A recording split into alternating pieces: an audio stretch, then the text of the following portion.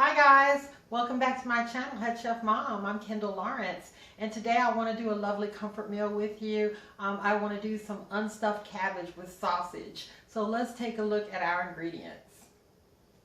Okay, so here are our ingredients. I have two really small heads of cabbage. Normally I'll just use one, but they only had really small heads this time in the grocery store for some reason. I have 1/2 of a large red onion here. I have two 14-ounce packages of Kielbasa sausage that I cut into bite-sized pieces. You can cut them into rounds, however you want to. I have some chicken stock.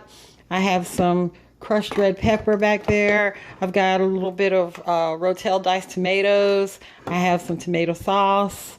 I have some onion powder, some garlic powder, some all-purpose seasoning. Use any kind of seasoning you want. I have 4 large cloves of garlic that I cut into thin strips, some black pepper, and of course, you know, some bacon. All right, so let's put this together. Let's get this party started. Okay, so I've cooked up some bacon, and these are the drippings from the bacon that I cooked, and I added about a tablespoon of butter in there, and I'm going to just throw my half a red onion in, and I'm going to cook this for a couple minutes to soften it up, let it get translucent. Okay, so my onions have been cooking for a couple minutes, and they've gotten soft, about 3 minutes on medium-high heat. And I'm going to add up my,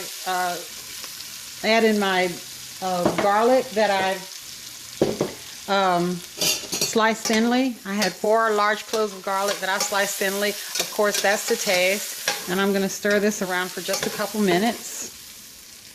All right, so my onions and garlic have been going for a couple of minutes. And what I'm going to do next is I'm going to add in my kielbasa sausage. This is 2 14-ounce packages that I cut up into bite-sized pieces, and I'm going to let this get a little brown on it.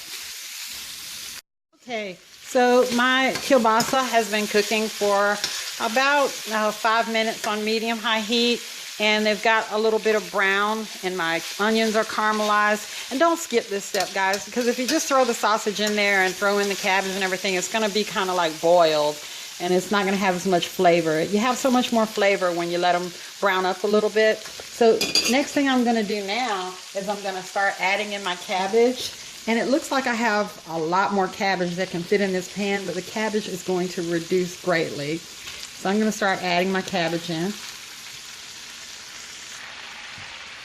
So I've got my pan loaded up with cabbage here, and it looks like, oh my gosh, she's got the pan overstuffed. But I really don't. You'll see in just a minute.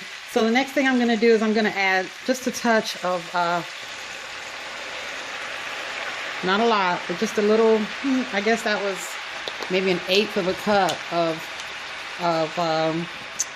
chicken stock. And I'm going to let this cook away for a minute or two, and then I'll give it a stir. Okay, it's been cooking for just about 1.5 minutes now. And I gave it one good stir, but it still needs to be stirred around some more. What I did was I just kind of like moved it over, and I saw that the little bit of cooking chicken stock that we put in the bottom, I don't know if you can see that, but that little bit of chicken stock started to boil. So I'm starting to stir it around and mix it up now. But while I'm doing that, before I get it all stirred in, because I want to get my seasonings mixed in, I'm going to put in my all-purpose seasoning. And you really only want to put a little bit of water, because the cabbage itself is going to put off a lot of water.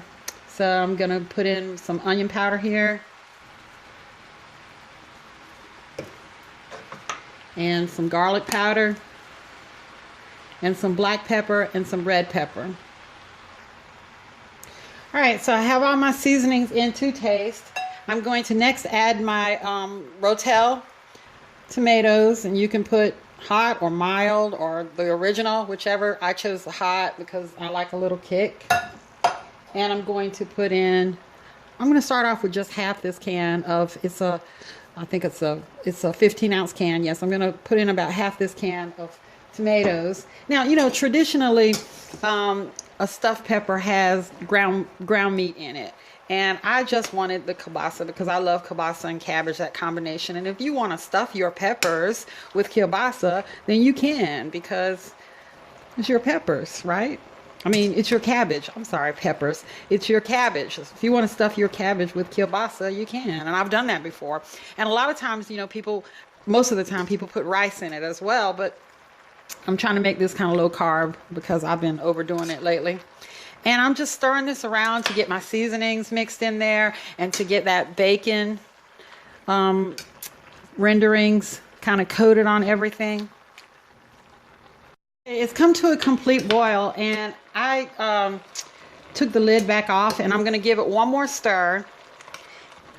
And I'm going to put the lid back on. And at this point, I'm going to go ahead and turn the eye off because it's boiling. And I'm going to stir it up and put the lid back on and just let it kind of meld and get soft. And I'll be back. Okay, so my unstuffed cabbage is ready. My version of unstuffed cabbage. So I don't want anybody to say, oh my God, that's not unstuffed cabbage. There's no ground meat and there's no rice and all that stuff. Yeah, this is unstuffed cabbage to me. Anyway, here it is. It looks delicious. It's been sitting on the hot eye with turned off. The eye has been turned off, but it's still hot. And it's been sitting on the eye for about 10 minutes. And it's to my desired crispness. So I don't want you to sit yours on there for 10 minutes. This is just supposed to be a general idea for you, a direction for you to go in if you want to do something like this. I like my veggies to be still kind of crisp. So this is what I do. So I'm going to put it on a plate, and we're going to give it a taste because I seasoned it with all those seasonings that I showed you to my taste. Okay, this is supposed to be inspiration for you. Okay, so let's give this a taste. Looks really good. Some sausage here.